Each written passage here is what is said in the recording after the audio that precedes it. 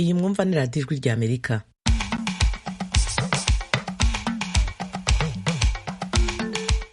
turabasuhuje inshuti muteze amatwi radiyo ijwi rya Amerika, tubaha ikaze mu makuru yacu ya mu gitondo kuri iki cyumweru. Hano Washington DC muri kumwe nanjye Eugenia Mukankusi.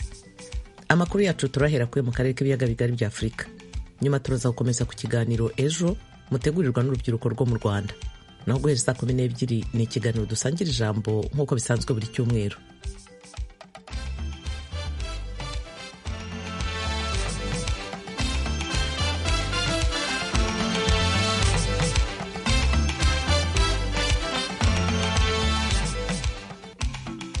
Nk'uko nari mbivuze, turahera mu karere k'ibiyaga bigari bya Afurika.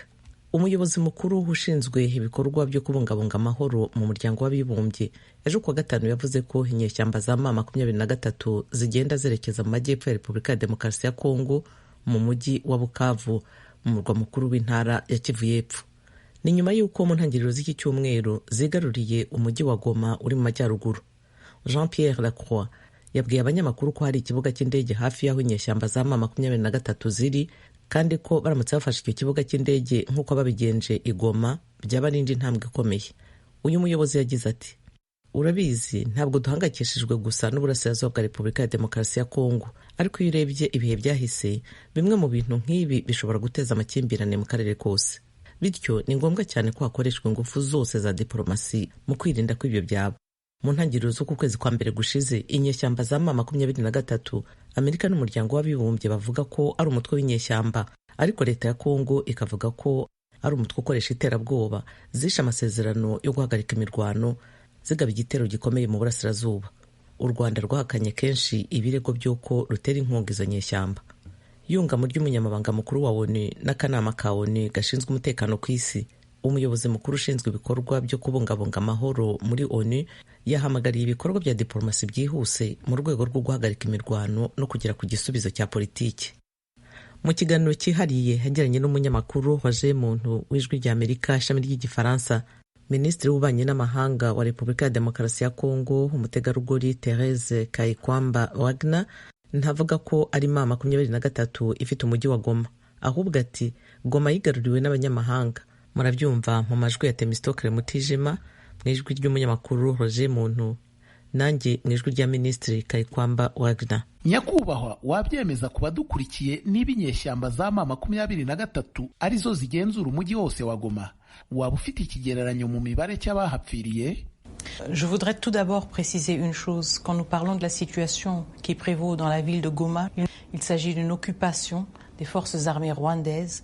Mbere na mbere ndashaka kwemeza ko Goma yigaruriwe n'abanyamahanga bikozwe n'ingabo z'u Rwanda, igisirikare cyemewe cy'u Rwanda, umuturanyi wacu. Nibyo, nyuma y'iminsi yaranzwe n'imirwano ikaze, twabonye mu mujyi M23 n'igisirikare cy'u Rwanda RDF ubu bamaze kwigarurira igice kinini cy'umujyi wa Goma.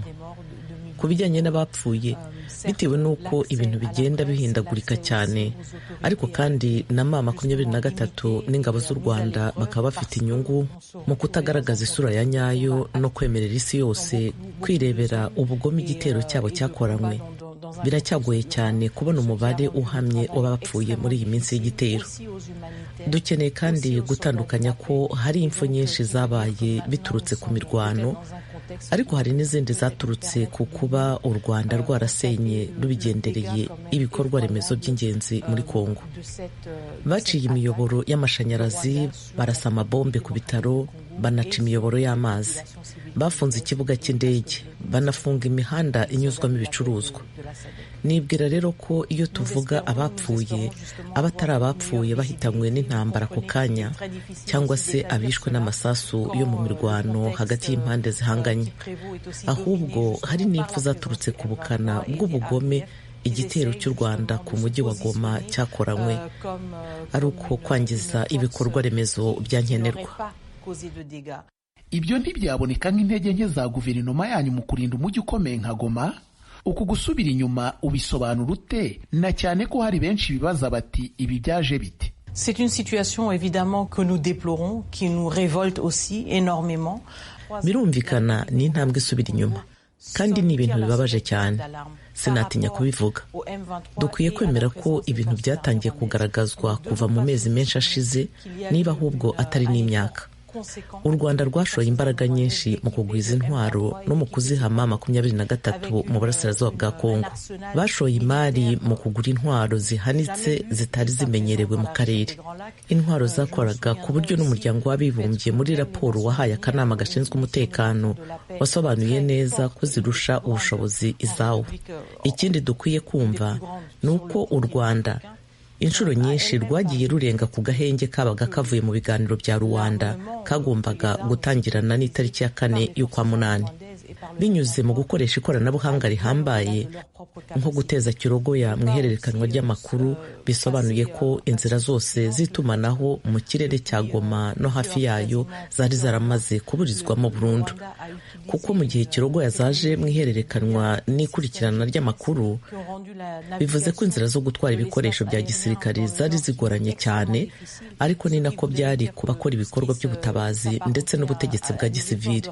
Rero ntidukwiye gutinya kwemera ko habaye ishoramari ryinshi cyane ry'umutungo w'u Rwanda mu gushoza iyi ntambara nta gucogora, kandi rwabikoranye ubugome ndengakamere, nta kintu na kimwe rwitayeho, yaba abantu bazapfa ndetse n'ikiguzi cy'abazahitanwa n'iyi ntambara.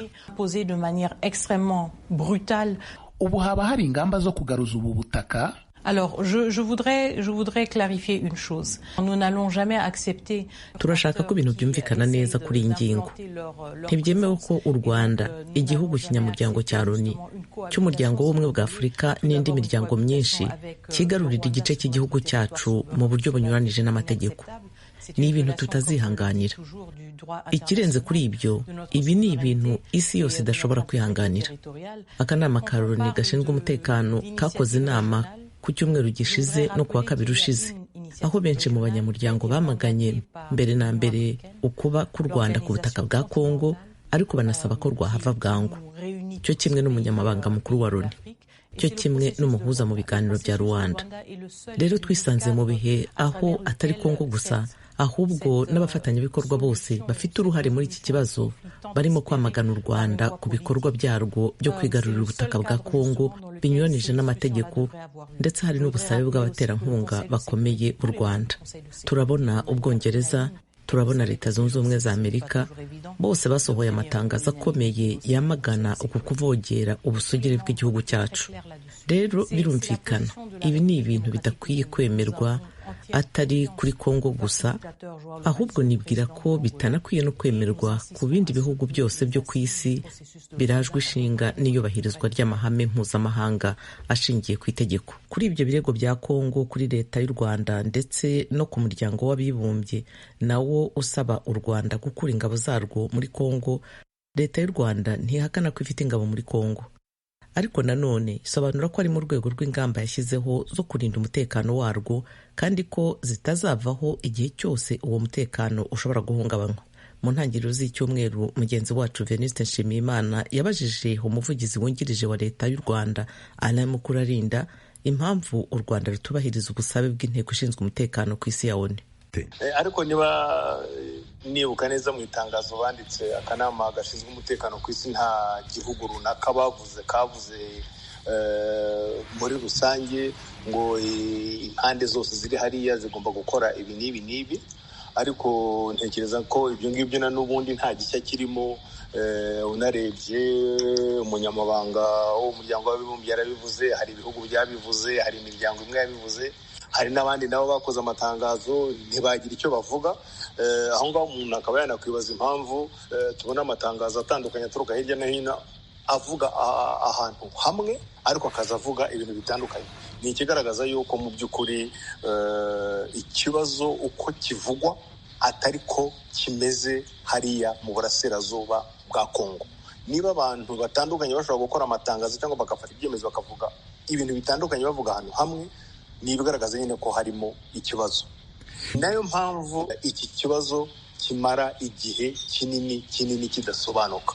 Kuri icyo kibazo warubajije, ikigaragara ni uko mu by'ukuri uwandika gutya avuga ngo u Rwanda ruvana ingabo zarwo muri burasirazuba bwa Kongo kuko zagiye gufasha M23 kugira ngo babashe kwiba imitungo ya Kongo, ngira ngo ndanabivuze warabivuze igice, nuko nguko ubundi interuro yose imeze. Iyo ni narrative cyangwa n'uburyo bwashyizweho na guverinoma ya Kongo yo kubivuga gutyo. Nimuzanareba izo ngabo zihora ari 3,000 cyangwa 4,000 gusa. Ariko se mwebwe ubu tuvugana, nshimishijwe no kumenya yuko muri Irubavu ni hakuno y'umujyi wa Goma, Repubulika ya Demokarasi ya Kongo, izo ngabo z'u Rwanda bavuga ziri muri Kongo, ibyo 3,000 byo birimo? U Rwanda rwavuze ko rwashyizeho ingamba, ibyo tunabibwirwa n'abasirikare, tunabibwirwa n'umukuru w'igihugu, zo kurinda umutekano w'igihugu cy'u Rwanda n'abaturage b'u Rwanda. Hari n'igihe Perezida wa Repubulika yageze kubikomozaho kubivuga ku mugaragaro, avuga ati niba hari n'intambara igomba kuba ku birebana n'umutekano w'u Rwanda, niba ngombwa izanabere hariya.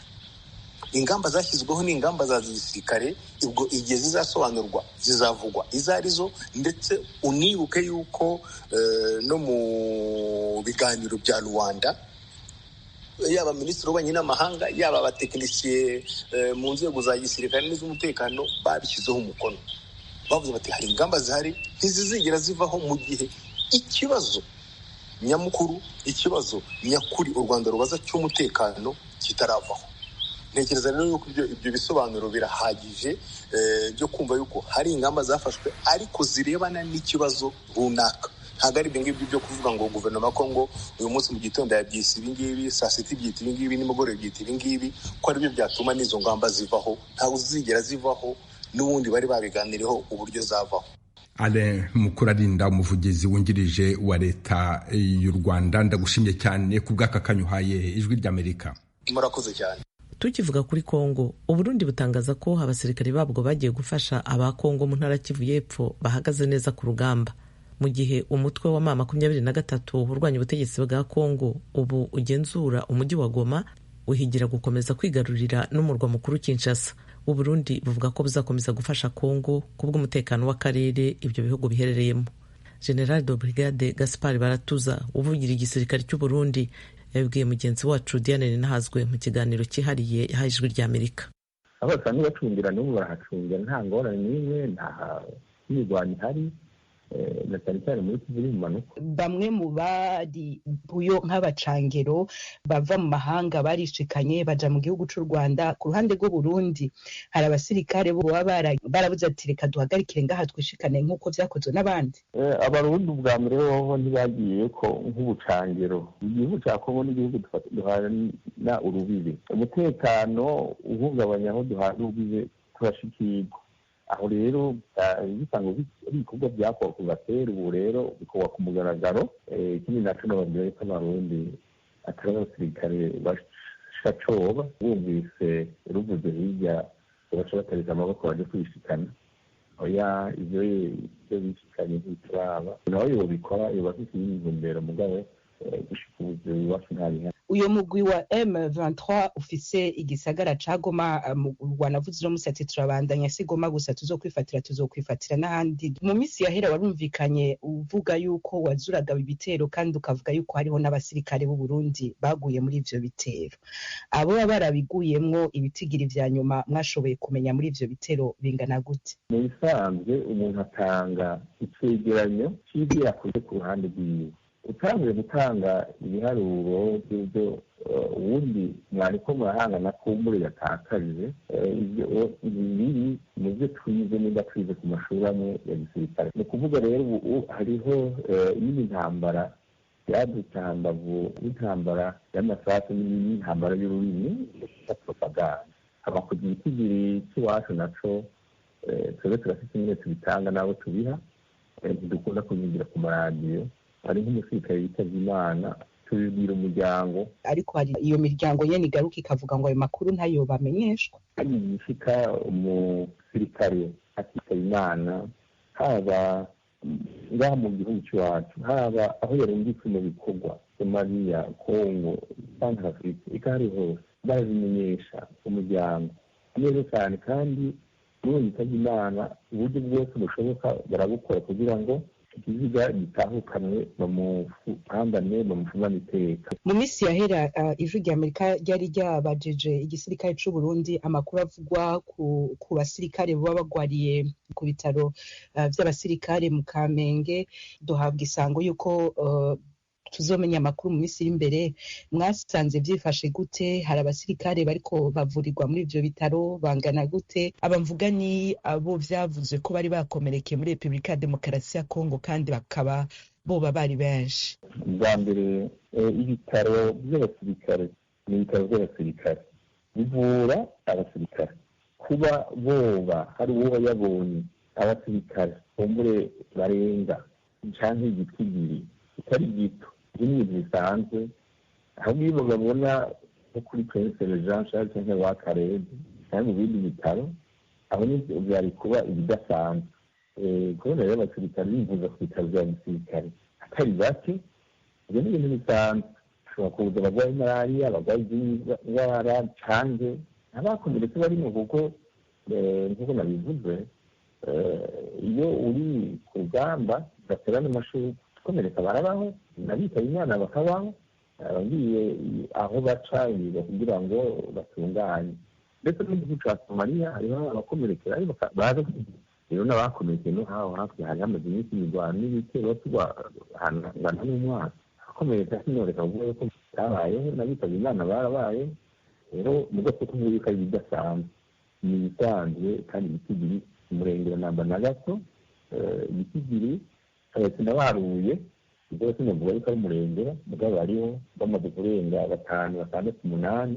Ikigiye gukurikira ku basirikare b'u Burundi muri ino ntambara Repubulika ya Demokarasi ya Kongo ihanganyemwo n'umugwi wa M23 n'icahe Burundi buzogumayo, kuko urumva bo bavuga ko bagiye kubandanya bakora ibishoboka byose bakigarura n'utundi duce. Burundi kigiye gukurikira ku ruhande rwabwo n'icahe ibijyanye na M23 kandi twebwe ku Burundi kubitwerekeye icyo twagiye tuko turafasha muri Kongo tubandanya tubifasha. Umugambi wa M23 ntawutuzi, imigi yose ijya guhungabanya amahoro n'umutekano aho twasabwe gufasha uje atugana umuca mu byuma by'abasirikare n'ibyo bigenda. Tukiri kuri Kongo, Minisiteri y'Ubuzima yatangaje kuri uyu wa gatandatu ko kugeza ku itariki ya 30 y'uko kwezi gushize kwa mbere hari imirambo 773 mu buruhukiro bw'ibitaro byo mu mujyi wa Goma uherereye mu burasirazuba bw'igihugu no mu nkengero zawo. Ni nyuma y'igitero cy'umutwe wa mama 23 bivugwa ko ushyigikiwe n'u Rwanda. Iyi minisiteri iravuga ko ibyo byumba by'uburuhukiro byarengewe n'imirambo kandi ko hari n'indi myinshi iri ku mihanda. Yongeyeho ko hagati y'itariki ya 26 n'iya 30 y'ukwezi kwa mbere habarwaga inkomere 2880. Kuwa kabiri inyeshyamba za mama 23 zafashe Goma, umujyi munini wa Kongo n'umurwa mukuru w'intara ya Kivu ya ruguru, akarere gakize ku mabuye y'agaciro harimo zahabu na koruta. Bahise berekeza Bukavu mu ntara ya Kivu y'amajyepfo, ariko bisa naho bahagaritswe ejo kuwa gatanu n'ingabo za Kongo zishyigikiwe n'iz'u Burundi. Imiryango itabara imbabare ntiyabashije gukora mu minsi y'imirwano ikaze y'igihe cy'ifatwa rya Goma ngo ifashe ibitaro umubare w'abapigana warengeje urugero. Ububiko bw'iyi miryango nabwo bwarasahuwe bikomeye, hakiyongeraho amasasu yanyuranagamo nayo yagize ingaruka ku bakozi b'iyo miryango. Abaganga batagira imipaka Médecins Sans Frontières kuri uyu wa gatanu bavuze ko basigaranye imiti mike gusa kandi ko bahagaritse gufasha abantu mu nkambi z'abateshejwe ibyabo. Porogaramu ya ONU yita ku biribwa PAM nayo yahungishije abakozi bayo kandi yabaye ihagaritse ibikorwa byayo. Minisiteri y'Ubuzima ya Kongo yavuze ko kubera impungenge z'umutekano ziyibuza kugera mu bice by'umujyi hari ikibazo cy'ibura ry'ibikoresho byo mu buvuzi, imodoka zitwara indembe n'imifuka yo gushyiramo imirambo. Mukomeje kumva radiyo Ijwi ry'Amerika ivugira Washington DC mu Kinyarwanda no mu Kirundi. Tugeze ku mwanya w'ikiganiro ejo dutegurirwa n'urubyiruko rwo mu Rwanda. Abahanga bemeza ko amakimbirane yabayeho kuva ikiremwa muntu cyagera ku isi ndetse ko bisa naho atazigera arangira. Kuba abantu badateye kimwe, batavuga ururimi rumwe cyangwa se badakora bimwe bishobora kuba intandaro y'amakimbirane. Ariko se ni gute nakumira amakimbirane? Nayakemura nte? Nta handi wakura ibisubizo by'ibi bibazo uretse mu kiganiro ejo. Iyumvira inkuru zibanda ku makimbirane yo mu miryango, amakimbirane aturuka ku gushyira abantu mu gatebo kamwe ndetse n'amakimbirane aterwa no kuba hari ibyo abantu batinya kuvuga, maze ugasobanukirwa uko wayakemura. Ubundi cyambere n'ubwumvikana kandi bikaba kuvugisha ukuri. Iteka mu rugo mutumvikanye ngo muvugishanye ukuri ntabwo amakimbirane abasha gukemura. Kuri kiri kiganiro ejo kuri Radio Ijwi ry'Amerika ni ku 104 n'ibice bitatu FM.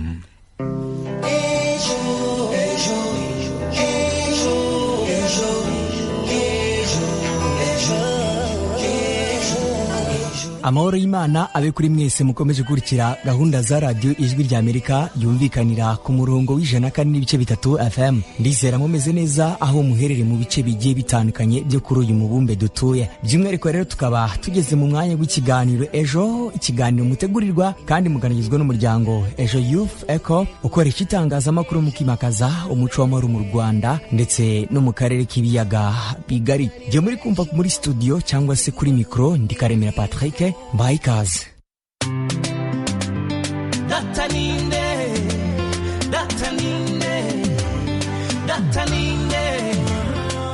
Abana bafite uburenganzira bwabo bwihariye bubarengera mu buzima bwabo bwa buri munsi kugeza bavuye muri iki cyiciro cyo kuba bitwa abana. Bumwe muri ubwo burenganzira bwabo twavuga nk'uburenganzira bwo kwitabwaho no kurindwa n'ababyeyi nk'uko biri mu ngingo ya 19 y'amasezerano nyafurika ku burenganzira n'imibereho myiza by'umwana.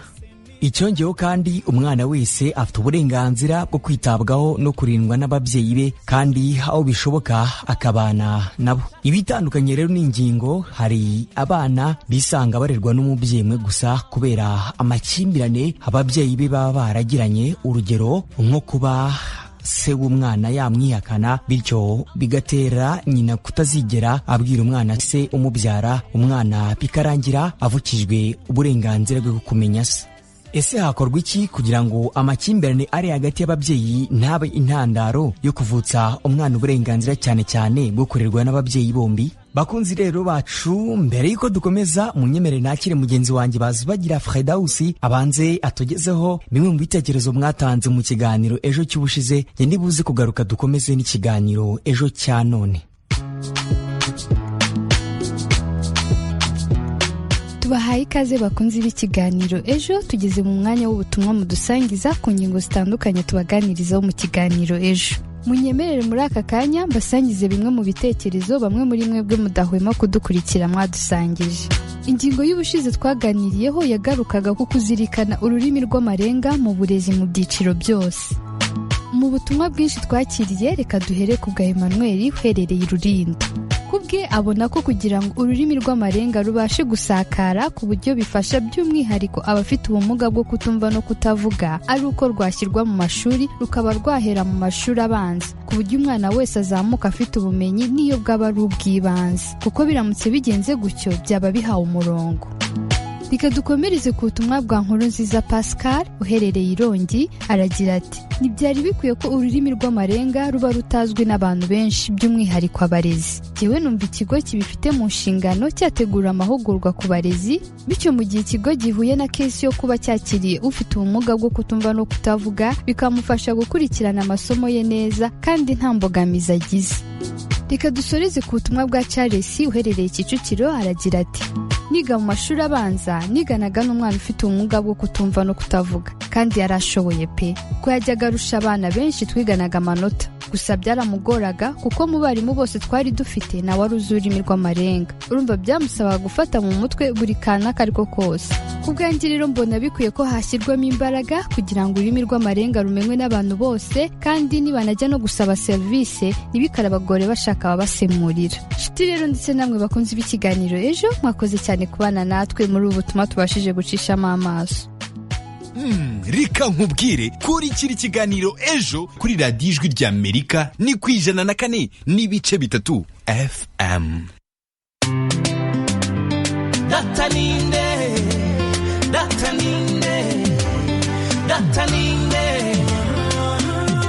Ikaze nanone mu kiganiro ejo cy'uyu munsi mutegurirwa n'umuryango Ejo Youth Echo ukorera i Kigali mu Rwanda.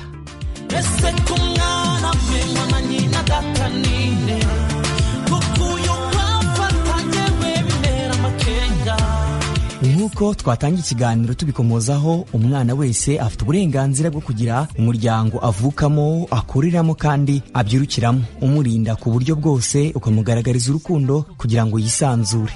Iri tegeko kandi rikomeza rivuga ko nta mwana ugomba gutandukanywa n'ababyeyi be atabishaka, keretse iyo ubutabera bwemeje ku buryo bukurikije amategeko akoreshwa muri urwo rwego ko iryo tandukana rifitiye umwana akamaro.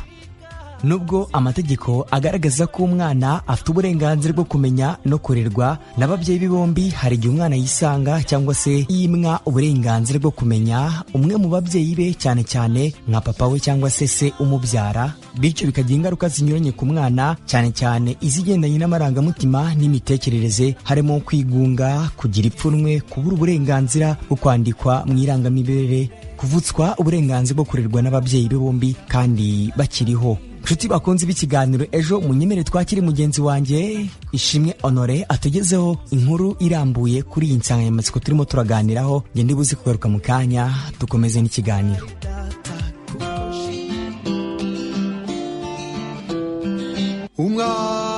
Mwana we naramubonye ndamutangarira, nza kumubwira ko ntwite, ambwira ko adatera inda, hindura imirimo. Kanzayire Epifani afite imyaka 24 y'amavuko, avuga ko yatewe inda n'umusore wahoraga amwizeza ko bazabana nk'umugabo n'umugore. Akimukoza ko yasamye, umusore yamubwiye ko adatera inda. Uyu mubyeyi avuga ko yabayeho mu buzima bumugoye, ibyatumye afata umwanzuro wo guhisha se umwana babyaranye. Njyewe icyo nakoze ni kimwe, mpindura imirimo, njya ahandi hantu kure, ntiyongera kumbona, ntazi niba narabyaye niba ntarabyaye. Umwana wanjye kugeza iyi saha ntabwo azi se yarankomerekeje, byara ndi njyenyine, ubuzima bukomeye busharira, umuryango uranyanga urantererana bitewe n'uko nabimishije ikamba nk'ababyeyi. Nari nzi yuko ari wa muntu uzamfasha akanyitaho, bituma numva muzinutswe. Agize imyaka 7. Tangiye kubimbaza, ariko mubwira ko papa we ntawe uriho. Nta muntu n'umwe uzi umuntu twabyaranye. Nyuma yaje gushaka urundi rugo, ubwo rero ndumva nta mpamvu yo kumumwereka kuko ntacyo amaze mu buzima bwe, nta n'icyo yamumariye na kimwe. Yabayeho kuntera igikomere. Uyu munsi ntago ndi wa muntu wishimye, numva abagabo bose bameze nkawe. Ntabwo mva ko ari uburenganzira umwana yafashijwe bwo kumenya ababyeyi be bombi kandi bariho. Ndabizi cyane, nzi ko ari igikomere kuri we. Abaye hazi ko nta papa agira, azi ko papa we yapfuye, narabimuhishe kubw'impamvu z'umutekano wanjye. Ni igikomere ufite, ni n'igikomere ku mwana. Yego. Ntabwo utekereza ko umunsi yarakuze ashobora kuzagira inyota yo gushakisha se? Ntabwo yatekereza kumushaka. Twabaga mu mujyi wa Kigali, uyu munsi mbi Rusizi. Azi ko nta se agira. Giye twaricaye kuko ni umwana umaze gukura, ejo bundi azagera mu myaka yo kumubaza papa we mu gihe cyo gususha, ngo bamubaze ababyeyi n'ibindi. Ku ishuri narabirangije, nta kintu azamenya. Mu buryo bwo kurinda umutekano w'umutima w'umwana wanjye, nanjye ubwanjye niyibagije ko umuntu akibaho. Twakundanye imyaka 4. Umva nta kwicuza kuri mama? Kubera ko twari twakundanye, namukundaga, ntago nicuza. Kubera ko iyo nza kuba ndi uwicuza ngo nabikoreraga iki, cyo gihe mba narakuyemo inda, simbyara uwo mwana. Ntago rero nagombaga gukora ibyaha birenze kimwe. Usibye uyu, hari n'abandi bagenzi be bafite icyo bavuga kuri iyi ngingo yo guhisha umwana se, baritsa ku mpamvu zishobora kubitera. Burya uko umuntu mubanye n'uko akwitwayeho nibyo bituma nawe umwereka yuko umufitiye icyizere. Iyo nta bumuntu afite, se ubundi waba umwereka umwana ngo bigende bite? Ubwo nyine aba ari ibyanjye, ngomba kubyimenyera. Hari umuntu nzi nyine, umusore yateye umukobwa inda, aramubwira ati se nk'ubu ko dukundana uramutse uneye inda byagenda ute? Ubundi umusore aramubwira ati ngeneye nk'umukobwa inda, namubwira tukayikuramo. Nyine umukobwa amaze kumwumva mu mutwe, ahitamo kutamubwira ko yamuteye inda, ubundi ahitamo kwigwariza. Ababyeyi b'uwo mukobwa nibo bamwiyandikishije. Icyakora nubwo bavuga ibi, bamwe mu babyeyi bavuga ko atari byiza guhisha umwana se kuko bimugiraho izi ngaruka. Nshuti muduteze amatwi.